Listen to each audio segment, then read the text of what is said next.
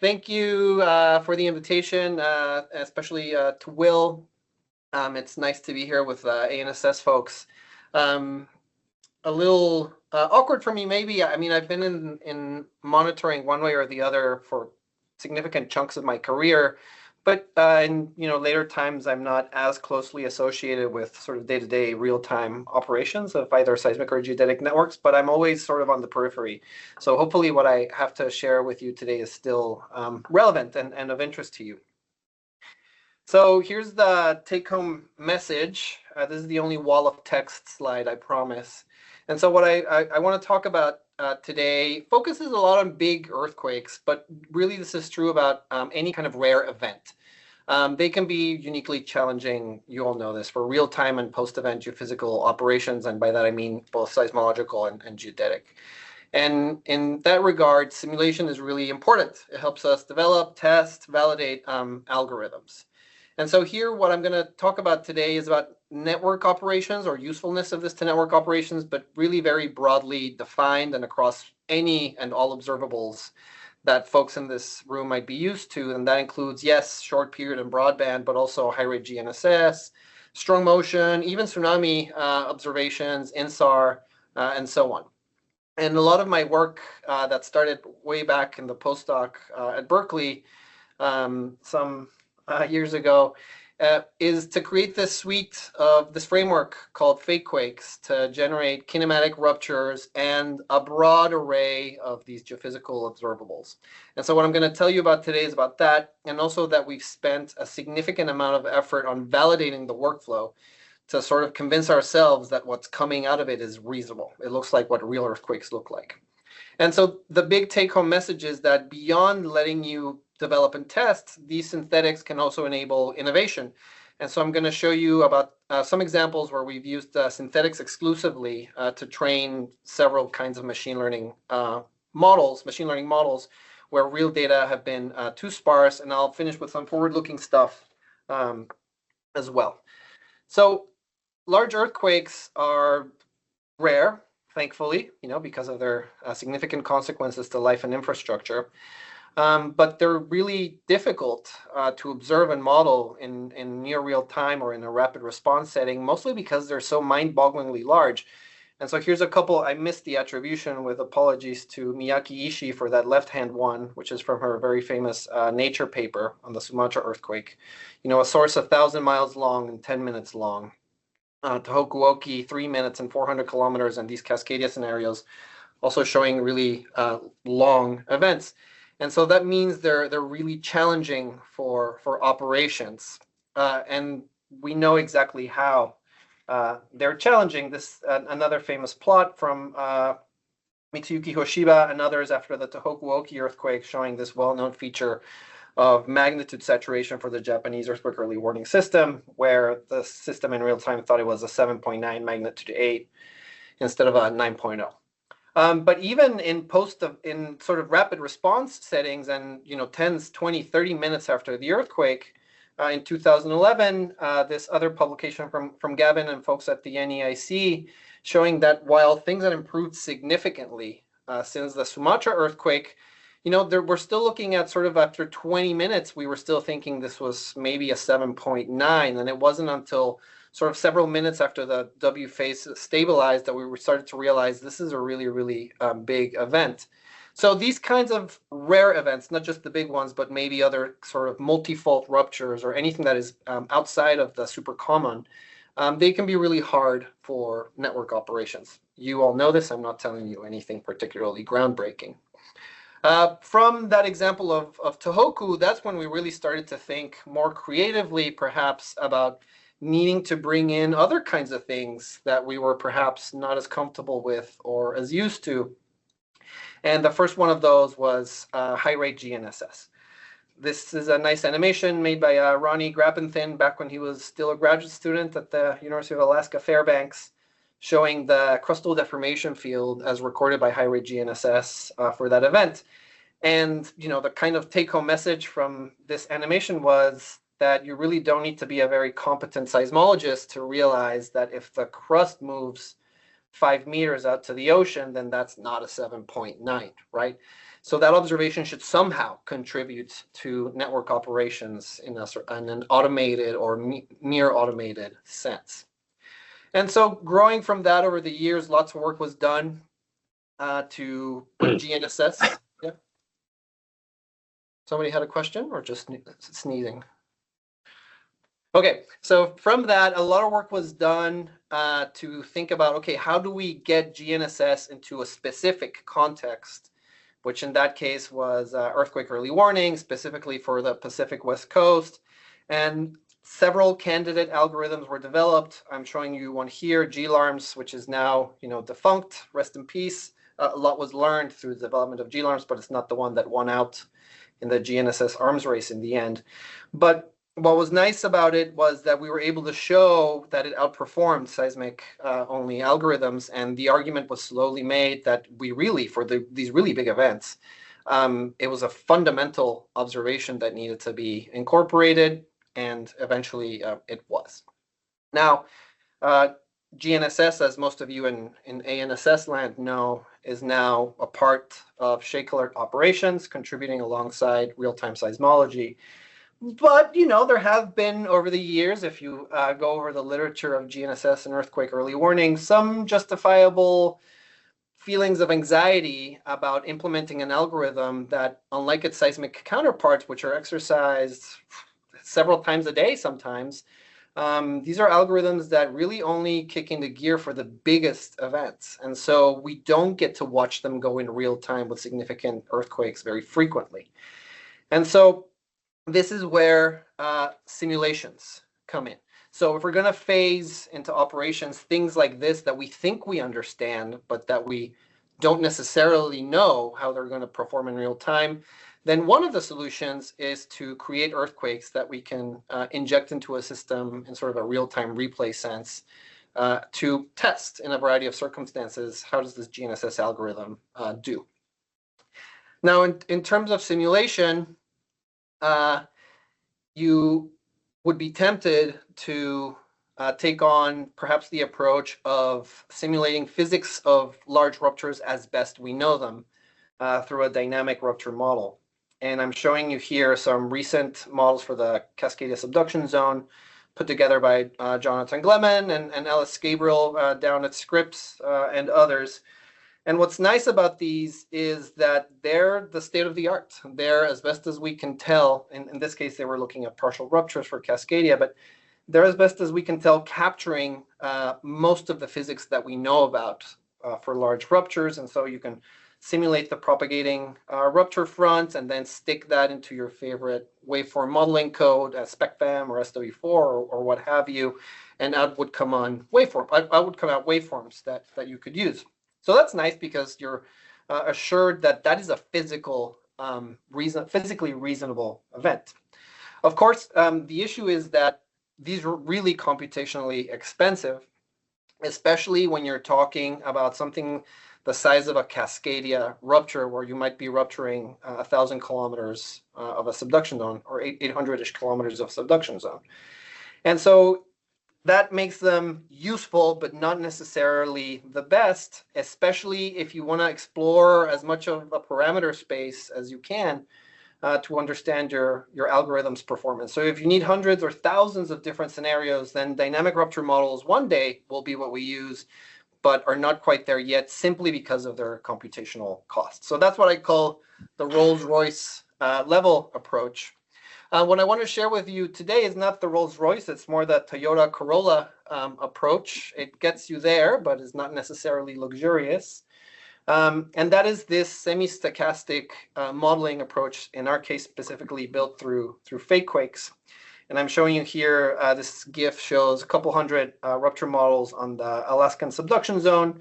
For this particular application, it was something more related to tsunamis than seismic network operations. But, it shows the ability that this framework has for generating many ruptures. So this is what I'm going to focus on. Now, this idea of semi-stochastic rupture modeling is not new, and I did not come up with this. In fact, every time I think I've had an original thought, I scour the literature, and it turns out that somebody's thought about it before.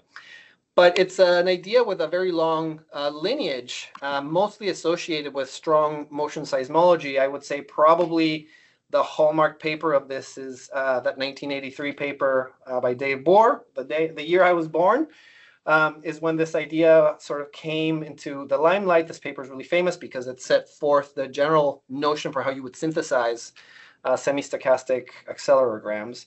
But it's continued to be developed over the years with several innovations, most notably, for example, this concept of earthquakes being a spatially random field so that you can make stochastic sources. And it's grown from there. In the sort of mid-2000s or after 2010, it also gained a lot of traction in the tsunami space, where it is now quite commonplace to see full-blown probabilistic tsunami hazard assessments that rely on thousands of these semi-stochastic sources. So it's really had a wide variety of applications. Specifically, what we've been building, standing on the shoulders of those giants, is this approach which we call fake quakes. It generates kinematic rupture models like the one you see propagating there on the right-hand side of your screen. 98% of it is built on Python with a tiny bit of C in there for the Green's functions generation. And it uses something different than what is used in some of those other approaches from those papers I showed you. It uses something called the KL expansion for generating the stochastic slip patterns. And I'll walk you through that very, very briefly because it's interesting. And then we just reverse engineered Robert Graves and Arvind Patarka's work that's in the SKEC broadband platform, essentially. We looked at the code line by line and took out the pieces that we thought were useful and started injecting them into fake quakes. As I said, for the waveform generation, we use Green's function approaches for the long periods, and then we use semi-stochastic high-frequency synthesis for the high frequencies.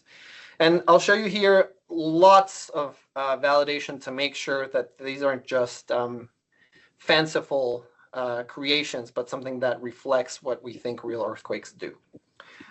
Okay, so the KL expansion, and I promise I'll walk through this only briefly so that we can get to the meat of the matter. This KL expansion approach is predicated on this figure from that famous paper by Martin Mai and Greg Baroza that said, hey, look, if you're going to generate synthetic sources, it looks like slip on a fault could be considered a two-dimensional random field. Just like we can generate one-dimensional time series of random noise, Gaussian noise or red noise or flicker noise, we can generate two-dimensional noise, essentially, distributions. And then the name of the game became just defining what are the statistical properties of those two-dimensional random fields. You could have Gaussian noise in terms of slip distributions, or maybe, as it turned out, slip models were best described by something like a von Karman correlation function shown here in the bottom left, where the difference between those is just the spectral behavior of the slip. For a Gaussian, you have this steep, high, short wavelength roll-off of the slip features, whereas for a von Karman, you have a gentler decay. So you have more of this short wavelength detail in a von Karman random field than you have in a Gaussian. And what they did is they looked at a few slip models and determined, yes, the von Karman one fits what we see in slip inversions better than any of them. And that result has held up over the years. Several people have sort of periodically re-examined things, and we continue to use von Karman correlation functions for creating these stochastic slip patterns in a variety of settings, all the way down to, you can look at literature where people have looked at silicon lines on fault scarps that have been LiDAR'd, and they found that this is also useful at those scales, but I digress. So this correlation function tells you how two parts of a fault, two subfaults, are related to each other. So the way this works in the KL expansion for when we make these stochastic models is you have that correlation function, you've decided it's a von Karman one, and that's what that looks like. And it has some specific features and things that need to be defined. It's a little more complicated than a Gaussian. It has these special functions in there called Bessel functions, but never you mind. These are things that we know and understand. And inside of them is this concept of the distance between subfaults, the up dip and the long strike distance between 2 points of the rupture.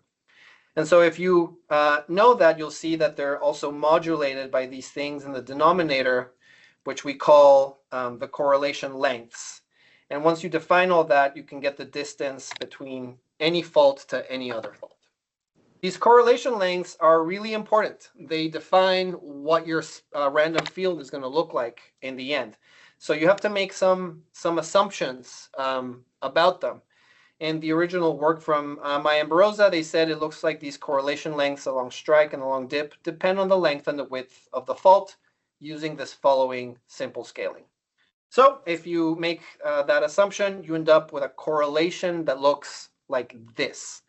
This is telling me that faults somewhere along this, a subfault somewhere along this bigger fault plane are related to this fault in the middle with some level of strength. And you can already see here that this assumption has led to some results. The correlation is longer in the along strike than in the down dip direction. So if you put this into your stochastic rupture generator, you're going to end up with asperities that are longer in the along strike than in the down dip direction. Whether that is true or not is up to you and what you believe is defensible from the data, but it's an assumption you can make, and it's one you can change in the code. What we did years later, once we started developing fake wakes, is we went back and we remeasured all these correlation lengths from the USGS database of ruptures to see what made sense, because ultimately what we want is slip models that look like what real earthquakes look like. So yes, it's the statistical approach, but you want to tune the statistics so that they match something real that's occurring in nature. And so that's what we did here, and we came up with these sort of updated scaling laws for the correlation lengths for slip along the strike direction and along the dip direction, which were slightly different than the original ones from Maya and Baroza in 2002. Minor differences, but some differences. So once you have those correlation lengths, you're off to the races, and you can make slip patterns. This is the KL expansion in all its glory, not too complicated. And the idea is simple. You want to end up at the end with S. S is your slip model. It's the vector of slip at all the subfaults. And in order to get this stochastic slip pattern, you start with some mean slip model, typically a homogeneous slip model. So you have your chunk of fault, and you say, hey, I want a magnitude 8.5 on this length of fault. So you calculate that you might need 6.5 meters of slip over the entire fault to get to magnitude 8.5.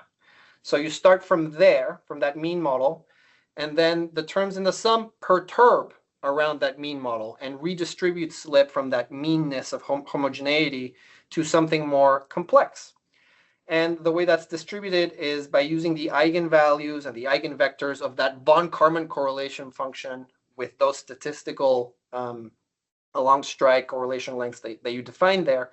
Now, how much the slip is redistributed, and here's the stochastic component of that, depends on these random numbers. And so every realization, you make new draws of random numbers, and that means that you're adding different amounts of these eigenvalues and eigenvectors from the correlation function, so that every time you make a realization of this process, you end up with slightly different looking slip patterns. Now, the important thing to understand is that these eigenvalues and eigenvectors, the eigenvectors of the correlation function, they themselves are slip patterns. So for a simple rectangular fault, these are the first 12 eigenvectors of that von Karman correlation function. So you have to imagine what's happening is, as you add these to your background homogeneous model, you're redistributing slip. So when you add this eigenvector, you're redistributing slip along strike. Along dip. When you add this one, you're redistributing slip along strike. And then as you add more and more eigenvectors, you start to get more and more of that short wavelength detail in your stochastic slip model until you end up with something that looks like this. So here are some simple toy slip realizations using this KL expansion approach. And what's nice about the KL expansion is that it's really easy to apply for more complex geometries, such as Cascadia. So you just need to know a distance. And so what we do is we put splines along the slab model, splines along strike and splines down dip, and we calculate the along strike and the along dip distance on those splines. And then we can compute these eigenvectors, and we can add them together according to the KL expansion to end up with curved or slip distributions on the full 3D Cascadia surface with no added computational cost. It's no harder to do this on a curved surface than it is on a planar surface. Once you do that, and here comes the sort of recipe building and why I call these sort of reduced physics type sources. We don't do a dynamic model. Right now, we just have the static slip distribution. We now have to add the time-dependent component. And here is where we, again, stand on the shoulders of giants and follow what has been done before with some small modifications, especially for subduction zones. The code selects a random subfault as the hypocenter. So in this case, this one. Here for fake quakes, you can have it be totally random, or you can add a constraint. We found from observing real events that hypocenters become less and less likely as you get to the edges of the fault.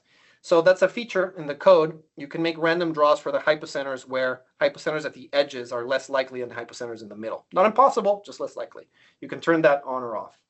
Rise time, the duration of slip at the fault shown here in this middle panel.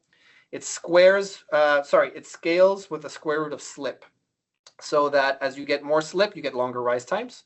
You can see this pink asperity that has 30 meters of slip. If you can just make it out, has a darker purple here. It has longer rise times there. But there's also a depth dependence to it, so you can clearly see that the slip at the trench here has longer, almost double rise times than anywhere else on the fault.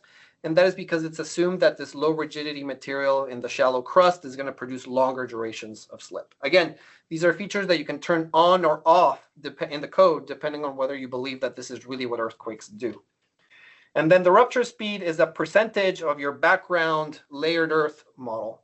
So this is also a tunable parameter. You can have super shear models, no problem. You will make that 120%. And the rupture will propagate at, on average, 120% of whatever is the rupture speed at that depth. Typically, the background setting is 80% of shear wave, plus some stochastic perturbations to make sure that we don't get just a simple donut moving out away from the hypocenter. We get more complexity in the propagating slip pulse. And after you're done with all of that, you end up with this GIF I showed you at the beginning. And so, unlike the Rolls-Royce approach of dynamic rupture modeling, I made about 10,000 Alaska sources on this laptop I'm talking to you from right now on 4 CPUs, half of the CPUs I have available here. It took me about half a day to get 10,000 sources together. So much more efficient than the full dynamic rupture situation. Great. Are they any good? How do we know that what comes out the other end is meaningful or replicates large events? On the one hand, we trust that they kind of do, because the statistical parameters that we put in, correlation lengths and other things I didn't talk about, those are all things we measured, so to speak, from real earthquakes. It's not just numbers we invented. We try to constrain what's really observed or inverted for in nature, and we try to put that into the code. So we are already predisposed to believing that maybe what comes out of that is real.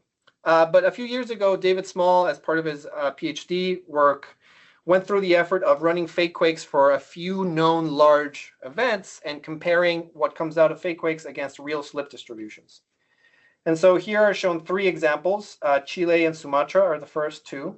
And so David looked at real slip models from those events. This one is from leveling and tsunami data. It's a paper by Kenji Satake's group a few years ago where they revisited that event. And what we found is that if you, I think he made about 1,000 Chile sources and 1,000 Sumatra sources, and out of random chance, every now and then, you do get models that look like the real slip distributions. And what we mean by look like, there's this dissimilarity metric that people use to compare slip inversions. And you can see here that, for example, this Chile one has a really low dissimilarity. You don't know this, but 13 is really low. It's a number that goes from 0 to 100. So 13 is really low dissimilarity, and likewise for Sumatra. So we're getting every now and then out of fake quakes, naturally, earthquakes that look like the real thing. In the case of Tohoku, David went a little bit deeper. And so what he did is he computed 1,000 Tohoku-like ruptures under a variety of assumptions. And he found that the ones that compare really favorably to the slip distribution, I believe here we're using Sarah Minson's fully Bayesian slip model that inverted every known observable at the time. And so David found that there's lots of fake quakes that have really good comparisons to the real slip distributions.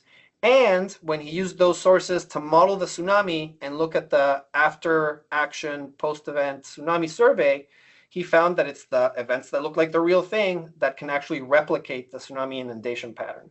So we're inundating upwards of 90 or 95% of the tsunami survey points. And there were hundreds of tsunami survey points. Not only that, it's the events with the lowest dissimilarity that not only inundate the most points, they do so with the best fit. So here's an RMS misfit. And so that gave us a little bit of confidence that we are generating earthquakes that look like big events, and they're matching other independent observables. So that was a sort of validation we argued in that paper. Okay, so that's the sources. Now, what kinds of data can we make with it? This is where this begins to touch upon network operations, perhaps.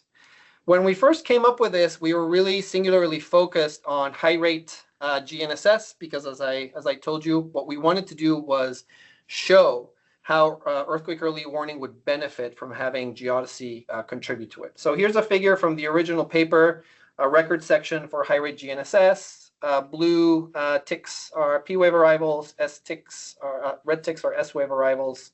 Here's a blow up of 3 stations, one really close, CHDZ, one at intermediate distances, and Tofino far away from this particular earthquake. For those of you geodetically inclined, this looked like the real thing. They looked like real high rate GNSS. So we were pretty happy with this approach. What we realized shortly thereafter is that, and what is known to many of you, is high rate GNSS is really noisy compared to other types of geophysical data, and it's really important to add that noise because it can really alter, if you inject this into an algorithm, it can really alter what comes out the other end if you didn't have the realistic noise. So we went through an effort of measuring probabilistic power spectra, another thing that is probably well known to some of you. This is an approach we borrowed from seismology. Dan McNamara and others first put together PPSDs for broadband sensors. We did the same for high rate GNSS. And from these measured PPSDs, we came up with an approach of generating synthetic GNSS noise. So you can make random draws from these PPSDs. And so shown here is observed high rate GNSS noise and some of our synthetic GNSS noise. So now fake quakes will add that noise naturally. You can, again, turn it on and off. We'll add it naturally to the time series when you're done. Good. Now, still needs a little bit more work. How do you know that these displacements are compare well, favorably to what is seen in nature? We've validated this several different ways. We do this every time we try to use these synthetic waveforms for one application or another. Here's one that I particularly like that Dara Goldberg worked on a few years ago. She developed a ground motion model for peak ground displacement from high rate GNSS, looking at a global suite of observations that you see there in the map on the left, and came up with a ground motion model for PGD using, she didn't use hypocentral distance in the end. We used this generalized source distance that Anne-Marie Balté and others came up with. And what we then did, or what Dara did, is she was able to show that compared to that ground motion model, the peak ground displacements that come out of the simulations are altogether very reasonable. And so here's a plot of bias between the simulations and that ground motion model, showing very little bias as a function of hypocentral distance or as a function of magnitude, which is what you want to see. You want to see these residuals be focused around 0. So that made it seem like, yes. So now the sources we think are believable and the high rate GNSS waveforms are believable as well. Then we labored to add the strong motion or regional seismic data generally to capability to fake quakes. So in this animation that I've shown already, I want you to focus on the squares. You see the arrows unfolding out to sea for the simulation. That's the high rate GNSS. But there's also all these squares, which are strong motion sites that we were also able to simulate out to 100 or 200 hertz. This is where we reverse engineered Graves and Petarka with a few modifications and added it into fake quakes. And we've also been able to validate several times that that works fairly well. This is a paper we'll come back to by Junting Lin, where he was training machine learning algorithms, but we generated several thousands of sources for Chile. You see here a bunch of synthetic stations. Here's the record section from Strong Motion. And he also went through an effort of validating that against a ground motion model built specifically for Chile. And there were some small patterns in the residuals with distance, but overall still centered around 0 and still showing that when compared to the ground motion model, what's coming out of this synthesis is itself reasonable. Tara Nye, in a paper that she has in review in Seismic right now, again, we'll come back to this figure in a second. She compared strong motion synthetics versus the BC Hydro and NGA sub ground motion model, and again found that both for PGA and PGV, we're routinely close to 0 in terms of residuals, except at the longest distances. So past 700-ish kilometers, the comparison begins to break down. I'm not super worried about that. Not a lot of utility in simulating strong motions out to 700-kilometer distances. If we really wanted to bring this up, we'd probably have to fix something with the attenuation model that's being used in this case. But we're, again, pretty happy with this synthesis of strong motion. Now, what we also realized along this process is that most semi-stochastic approaches to generating data only include long-period P waves. And I put that asterisk there to remind me that I don't know that with 100% certainty, but everywhere I've looked, I've noticed that all the high-frequency synthesis methods ignore the P wave train and focus on the waveform from the S wave train onward. So if you're trying to test earthquake early warning algorithms, then that means you have an incomplete seismogram because it's going to be lacking high-frequency detail in the P wave. So Dara, again, went through the effort of now adding, this is an innovation of ours, adding the full high-frequency wave synthesis into the P wave component as well. Here shown is a comparison of the synthetics in blue versus observations of peak amplitude of the P wave at different time windows, showing good agreement. And then we were also able to show that the synthetics grow and saturate, the strong motion synthetics, grow and saturate in the P waves exactly like what has been observed by Daniel Trugman and others. This plot is deliberately made to look exactly like Dan Trugman's plot, and it shows that as the time windows get longer, or as they get shorter, depending on your point of view, the P waves saturate at a certain magnitude. So at about 2 seconds, P waves from a magnitude 6.5 and a 7.5 look identical in reality, but they also look identical in our simulations. So that means that the P waves we're producing in these synthetics behave like the real thing.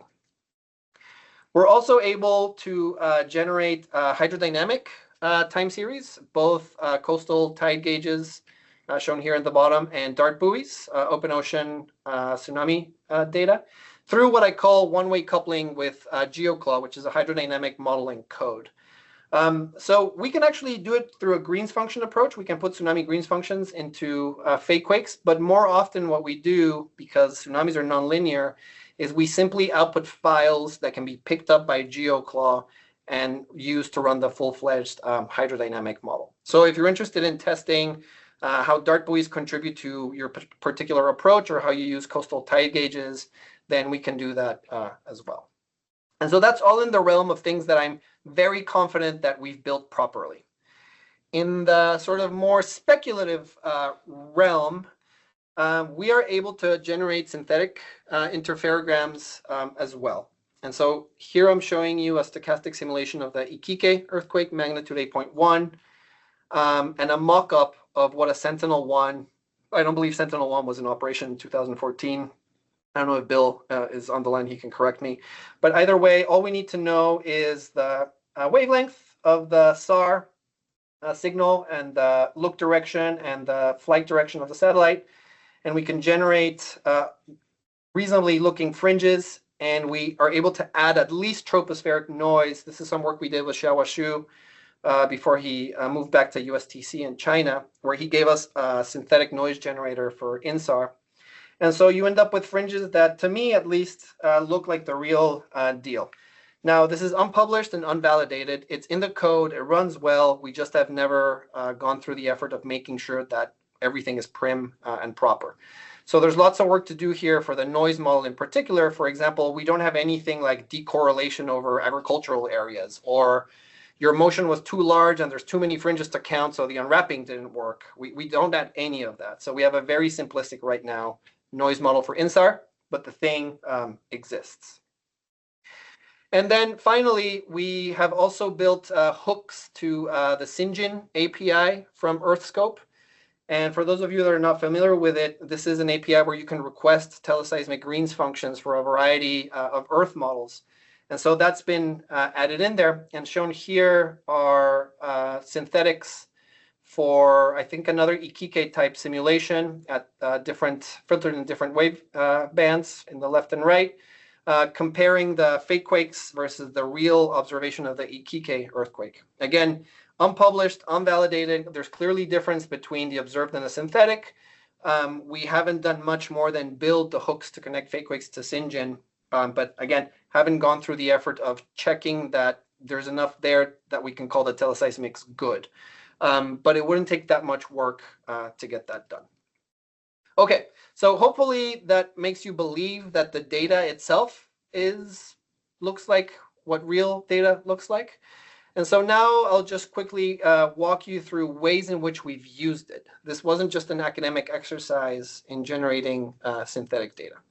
Again, the first goal was to test geodetic earthquake early warning systems, and this helped us to make the case that GNSS should contribute to shake alert. We weren't the only ones making the case. A lot of people have. But it was through examples like this where we were able to show, look, E-alarms, now also rest in peace in favor of EPIC. E-alarms would saturate at 7.6 for this magnitude 8.7 earthquake, while the geodetic approach is a little slow, but eventually converges on the correct magnitude and does so before the source time function is complete. Roughly by halfway through the source time function, the geodesy is able to say with a lot of confidence, this is a big event. So that was one real good use of the simulations. We've continued using it to test earthquake early warning systems. Again, this is work from Terra that is in second round of reviews right now, where ONC wanted to quickly develop an earthquake early warning system, and they were interested in, they couldn't afford to wait. They needed to know how the system would perform. So they asked us if we would help them generate synthetics, GNSS, strong motion, and P waves to test the performance of their system for different numbers of earthquakes in different sets of circumstances, with just Canadian stations, with the full West Coast wide suite of stations, and so on.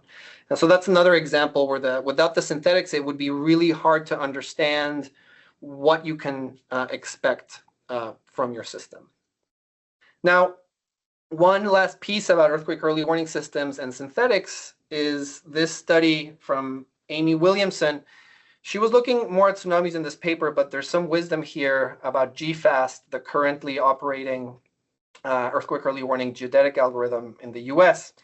And what we found is that, yes, GNSS pretty much solves the issue of magnitude saturation.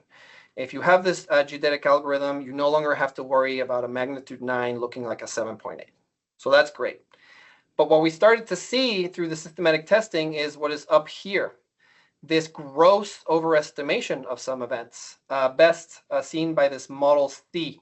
Here's a magnitude 9 rupture, and when you look at model C, its real magnitude is 9, but the geodetic algorithm actually converges to a magnitude 10, which is potentially as bad, if not worse, than magnitude saturation.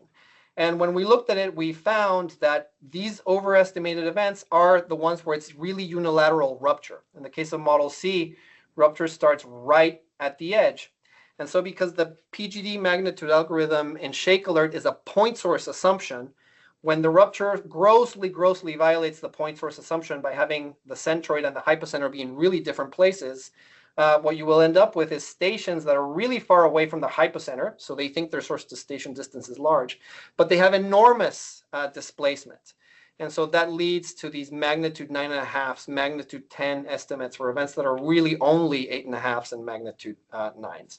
And this is still in GFAST. And so for folks that are involved in shake alert, this is still an issue that we haven't solved, but at least now we know that this is a potential bad behavior from that algorithm. In that paper specifically, though, Amy was focused on helping NOAA understand tsunami early warning. And so what she was able to do with the synthetics is look at how the algorithms forecast tsunami amplitudes along the coastline. So shown here for these three models are the forecasted amplitudes along the coast compared to the real amplitudes from the model. And what Amy was able to do is make plots like these that are also made for earthquake early warning, showing how for different tsunami amplitudes, NOAA was able to have true positive, true negative, false positive, and false negative forecasts of the different amplitudes occurring at different rates. So the usefulness of this is that NOAA specifically has a little bit more time than folks in Shake Alert. There can be a human element to that. And so this is the kind of stuff that can help you understand what should your standard operating procedure be for that algorithm, depending on how much you think you trust different tsunami amplitude thresholds.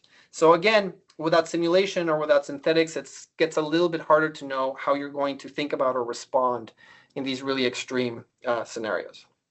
Now, moving from that, those are algorithms that already existed in operations. Then what we started to think about is, okay, how do we develop new algorithms that can fix some of these issues? For example, with super overestimation of these really big unilateral ruptures. And so Junting Lin, as part of his PhD work, published 2 papers where he showed how one could train machine learning algorithms exclusively on synthetic data. And he used this example of Chile, and he trained an algorithm and exclusively on synthetic data and validated on a few real events shown here with their beach balls. And it worked really well. And so in his second paper, the current final version of this algorithm, what the algorithm does is it forecasts the magnitude, but also the location and length and width of a polygon that can encircle the source. So that's that blue polygon right here, shown compared to the pink outline, which is the slip distribution from the USGS catalog. So now from the GNSS exclusively, we get an estimate of the source size and the polygon that encircles it. And with a ground motion model, we're able to forecast shaking intensity, which is what's shown in the background. And what Junting found is that this leads to meaningful warning times. So for these really big events with this approach, you can forecast MMI 6, 7, and 8 intensities, not everywhere, but in many places well before the shaking is felt. We've also developed denoising algorithms for high-rate GNSS trained exclusively on synthetic data. This is work by Amanda Thomas, focused on the sort of Ridgecrest network around 2019. We borrowed some of the architectures from seismic denoisers, and were able to put it to work with high-rate GNSS, where we could separate from really noisy signals. We could extract sort of pretty modest high-rate GNSS waveforms. And we've also used this approach to begin testing the performance of existing algorithms. The NEIC has implemented a new version of the slip inversion code. So when you go to the event pages, you now start to see strong motion sites, InSAR, high-rate GNSS, static GNSS contributing to the finite fault slip model. And what Dara has shown is that these slip models can be different compared to the previous version of the code that had only teleseismic waves contributing to it, and that's to be expected. We know from this sort of conceptual ternary diagram that different types of data have different abilities to resolve different aspects of an earthquake source, so it's not unexpected that the models are different as we're adding new data. So this is very partial work that sort of stalled as we got distracted doing other things. But with the synthetics, we were beginning to test first with very simple sources, these sort of few patches of a source, but then also with fully heterogeneous stochastic slip distributions, what the code, WASP is called, the NEIC code, what the code could resolve both in slip, in rise time, and in onset times, and in source time functions, what it could resolve versus what was put in to the code, to try to understand, well, what features are believable, because we make all sorts of scaling diagrams and conclusions from the database of USGS finite faults, but how much do we really believe based on how well we're resolving, for example, rise times, which are modeled here.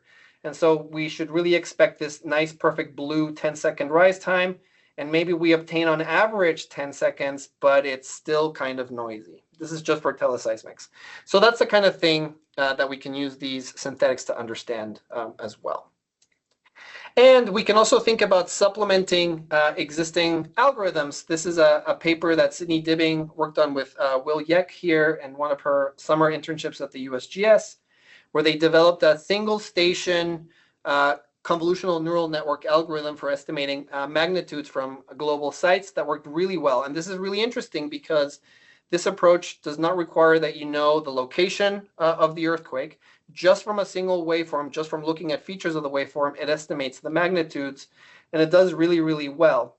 But what you'll see here is that when there's not enough data, so this histogram is the amount of data that are contributing to the training, after magnitude 7, you see this drop off in how the algorithm performs because there's just not enough data there for the algorithm to have learned all the features of big magnitude earthquakes. This is where we could think of finishing this Sinjin fakequakes connection to generate teleseismic synthetics and inject them into the training to bring this up so that our performance for really big events is much improved. And then the final example I'll show you is for geodesy.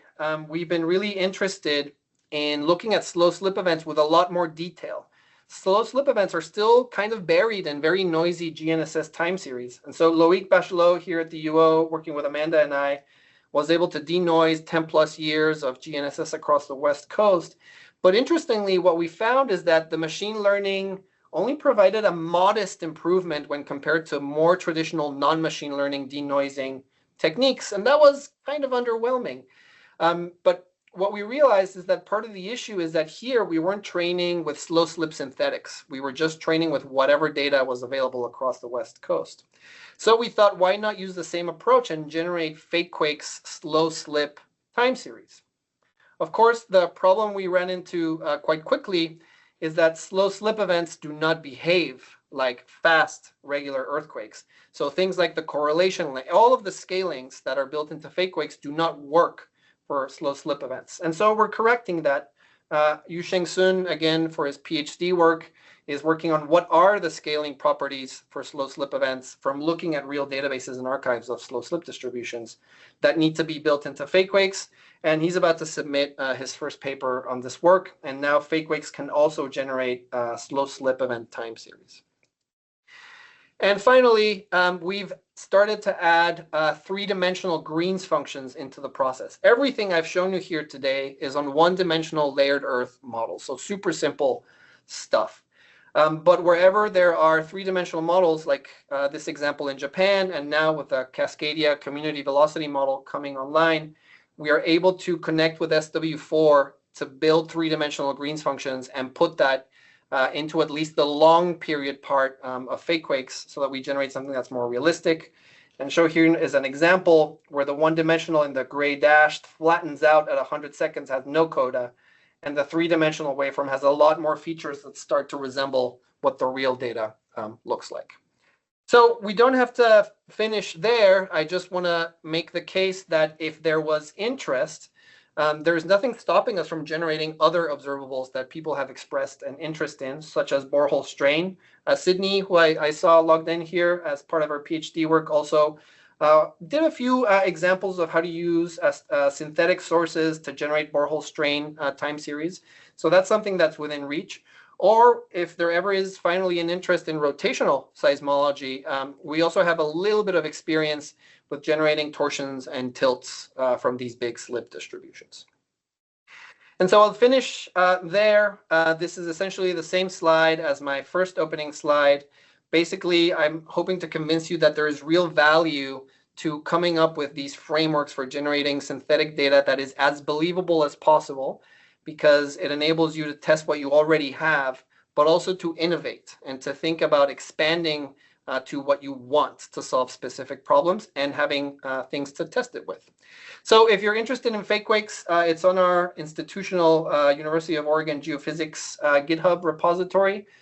You can go and check it out, and you can send me an email if you're interested in collaboration or if you need help with some use case that you're developing. It is mostly documented, not entirely. I don't know how many folks have used it on this call, But there is a little bit of activation energy to getting up and running with fake quakes, but I've helped several people use it, so it's not impossible for anybody with a little bit of Python experience to get it up and running. And I should have linked to this, but Teranai has a nice tutorial on how to use fake quakes that I can distribute to people if there is interest.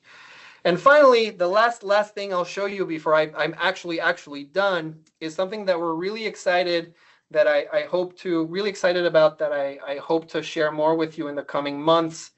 Is we have a sort of alpha version of fake quakes on the cloud that Loic Bachelot and Marcus Adair, master students, built. And so here's a screenshot from the Cloud Ready dashboard. And the way this works is right now you select your subduction zone. We have New Zealand, Japan, Cascadia, and Chile. This is just for testing. The plan is to build every subduction zone right now. And then you specify all the fake quakes parameters over here, simple and advanced parameters. You press go. Computation runs in the cloud, and it delivers you an email with a bunch of HDF5 files with all your ruptures. Right now, it's only the rupture generation. We haven't built any of the waveform synthesis features. We're still figuring out how this all works in the cloud, but it currently works really well.